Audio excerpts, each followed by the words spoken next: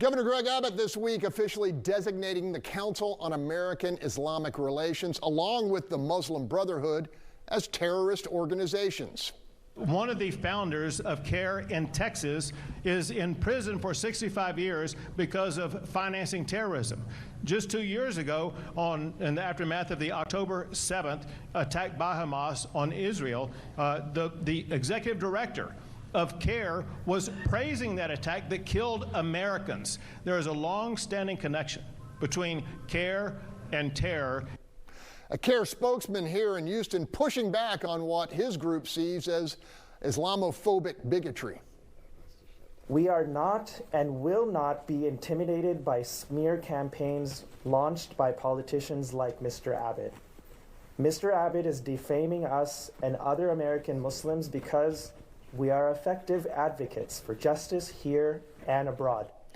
Panel, as you may remember, Governor Abbott supported and signed a law in the last legislative session prohibiting the use of so-called Sharia law in Texas. Where will I go first? I think Gary Pollak. Yeah, KRIV, there may be good people in KRIV that are not tied to terrorism, but the Muslim Brotherhood is bad news. Muslim Brotherhood is behind Hamas, Hezbollah, tied in with Iran, all enemies of the United States and Israel and other pro-democracy. This guy, if they don't like what Governor Abbott said, my response is sue him. You say he's lying about you, you sue him. The Holy Land Foundation, which you know about, these people got convicted in Florida for conspiracy and the like. So this is, but what's really going on here is Governor Abbott is indicating, at least to me, he plans to run for president, because these are national issues as opposed to state issues. So that's what I see from a political viewpoint, which is, fine. If that's what he wants to do, great. Political being the operative word. Bill was highly critical of the Sharia law stuff because it's kind of vague. Is this just showboating?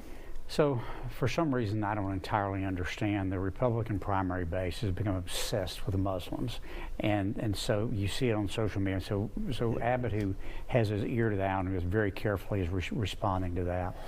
Let me just a couple clarifying points. Muslim Brotherhood does not operate in the United States. There's no organization here called Muslim Brotherhood. There's actually not even a coherent group. They mostly operate in Egypt for the most part. The problem that KRIV has, and this is part of the problem with people that are not Muslim trying to look at the Muslim world. KRIV is primarily a Palestinian organization. It is dominated by Palestinian Americans, some very prominent, by the way. But it does not speak for all Muslim groups by any stretch of the imagination, even though their name would sort of imply that. So I would just encourage you that when you're looking at the Muslim community, do not think this is some monolithic group of people.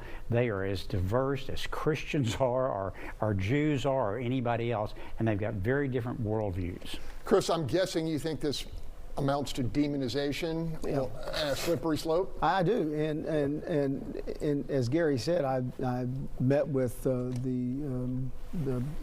forgot who, with KRIV. I've done work with KRIV in different capacities over the years, and the Holy Land Foundation people, before they got indicted, came to me and didn't have the amount of money that it would have taken to get me to get on that case. And so they're in jail now. I've looked at a lot of those cases, and you have to look at each one, as Bill said, individually, and you cannot demonize everyone in a community as diverse and as big as the Muslim community is and say this is bad because they're Islamic or they're Muslim. All right. We're going to keep an eye on it, okay? Up next, a major contender for Harris County judge on the Republican side of the ticket. We will hear from conservative candidate Orlando Sanchez on the other side of this break.